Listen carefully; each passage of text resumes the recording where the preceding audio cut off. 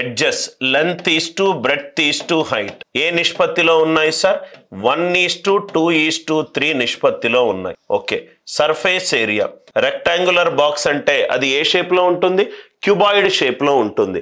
Cuboid లో surface area ఏంటి sir? 2 × LB + BH + HL is equivalent to ఎంత ఇచ్చాడు? 88 ఇచ్చాడు. సో 2 × ఇది x 2x 3x అనుకుంటే x × 2x ఇదేమో 6x², ఇదేమో 3x² is equivalent to 88. 9 + 2 11, 11 2s are 22. 22x² is equivalent to 88. x² is 4. x value ఎంత? 2. x వాల్యూ ఎంత? 2. కాబట్టి వాల్యూమ్ ఏమవుతుంది? LBH. L 1 × x, ఇది 2 × 2, ఇది 3 × 2. 8 6 are 48. ఈ క్వశ్చన్ కి ఘనపరిమాణం ఎంత? 48. ఘనపరిమాణం ఎంత? 48. నవ్వు ఇక్కడ చూడండి సార్. నవ్వు ఇక్కడ మీరు చూసినట్టు అయితే ఒకసారి మీరు ఇక్కడ ఆలోచించండి సార్. రైట్. నవ్వు ఇక్కడ మీరు చూడండి. రైట్. 1 × 2 × 3, 1 × 2 × 3. ఆన్సర్ డెఫినెట్గా 6 మల్టిపుల్ అయి ఉండాలి.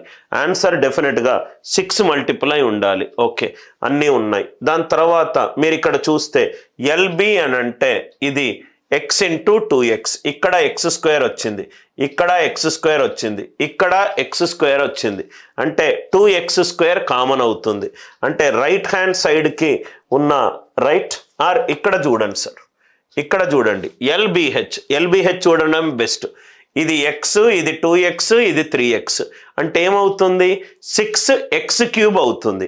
ఆన్సర్ని 6 తోటి డివైడ్ చేస్తే నాకు క్యూబ్ రావాలి. ఆన్సర్ని 6 తోటి డివైడ్ చేస్తే నాకు క్యూబ్ రావాలి.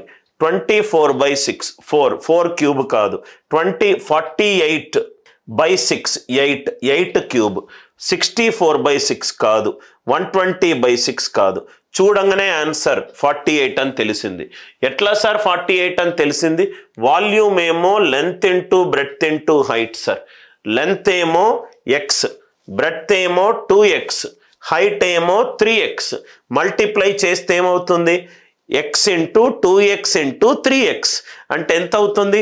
6x³ అవుతుంది. 6x³ equivalent to answer. ఆన్సర్ని 6 తోటి డివైడ్ చేస్తే నాకు పర్ఫెక్ట్ క్యూబ్ రావాలి. 24/6 4 కాదు. 64/6 కాదు. 120/6 కాదు.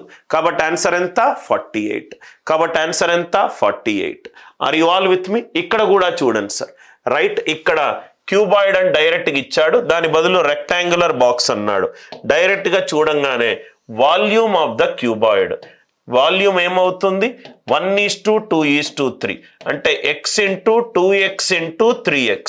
ఆన్సర్ ఏం కావాలి? 6x³ కావాలి. 6x³.